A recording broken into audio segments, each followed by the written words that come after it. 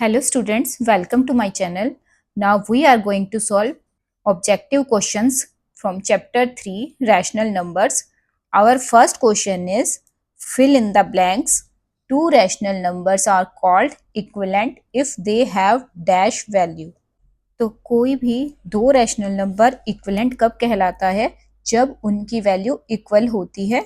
तो हम यहाँ लिखेंगे सेम और इक्वल हम कुछ भी लिख सकते हैं. नेक्स्ट हमारा है the rational number -5 upon -11 lies to the dash of 0 on the number line. यहाँ देखिए -5 upon -11, minus to minus cancel हो गया हमारा, तो ये हमारा पॉजिटिव बन गया.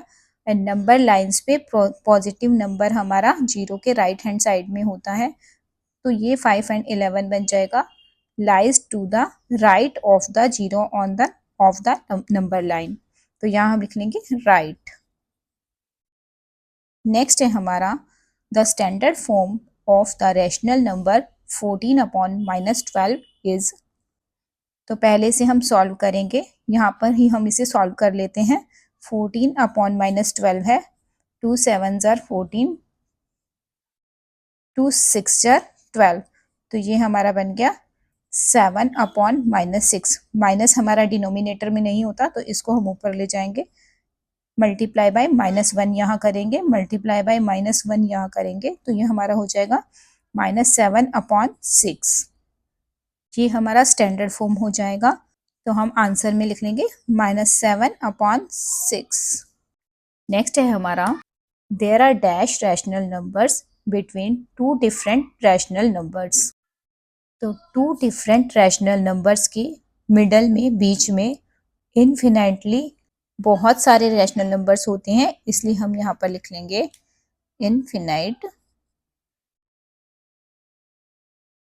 इनफिनाइटली मैनी, दैट मीन्स बहुत सारे.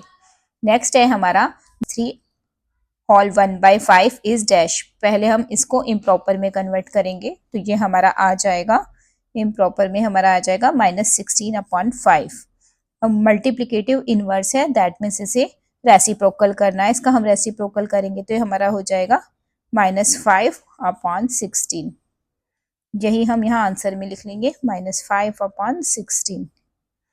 नेक्स्ट है हमारा if P and Q are positive integers then P and Q is a dash rational number.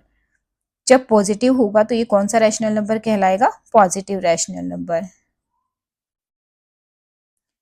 And P and -Q is a dash rational number. यहाँ minus का sign है, तो ये हमारा नेगेटिव रैशनल नंबर कहलाएगा. Next हमारा true false है. 0 is the smallest rational number. हमारा फॉल्स कहलाएगा, क्योंकि as there is no end of smallest rational numbers. Next है हमारा every integers is a rational number. ये हमारा ट्रू होगा, क्योंकि जितने भी इंटीजर्स हैं वो रैशनल नंबर्स होते हैं. नेक्स्ट है हमारा every rational number is an integer. यहाँ कहा जा रहा है जितने भी रैशनल नंबर्स होते हैं वो हमारे इंटीजर्स होते हैं. ये हमारा फॉल्स कहलाएगा, क्योंकि 7/8 हमारा रैशनल नंबर है, 7/6 हमारा फ्रैक्शन होता है, इंटीजर्स तो नहीं. देन ये हमारा फॉल्स होगा. Then every fraction is a rational number. यहाँ कहा जा रहा है जितने भी फ्रैक्शन है वो सब रैशनल नंबर होंगे, ये ट्रू होगा. Every rational number is a fraction, तो ये हमारा फॉल्स होगा, क्योंकि जितने भी रैशनल नंबर है वो सारे फ्रैक्शन फॉर्म में नहीं है.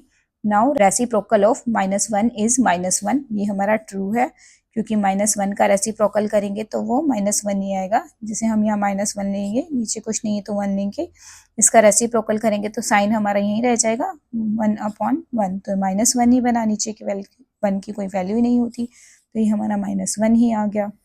नेक्स्ट है हमारा the quotient of two integers is always a rational number. तो ये भी फॉल्स. नेक्स्ट है the value of a rational number remains the same if both its numerator and denominator are multiplied और divided by the same non zero integers. Non zero integers means zero नहीं है, तो ये भी हमारा true हो जाएगा.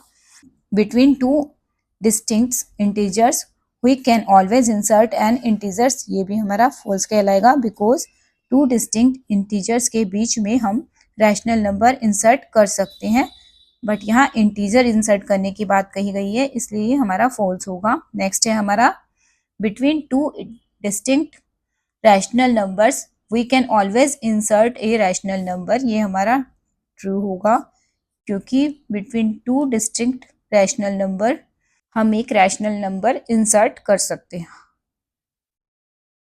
रैशनल नंबर के बीच में हम ऑलवेज रैशनल नंबर इंसर्ट कर सकते हैं।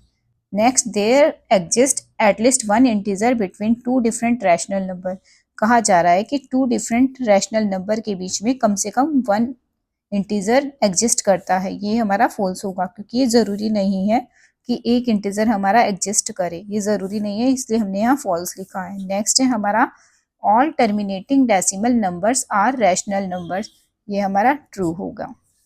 यहाँ पे हमारे ऑब्जेक्टिव क्वेश्चंस कंप्लीट होते हैं। नेक्स्ट वीडियो में आपके लिए मल्टीपल चॉइस क्वेश्चन को सॉल्व करूँगी। Thank you.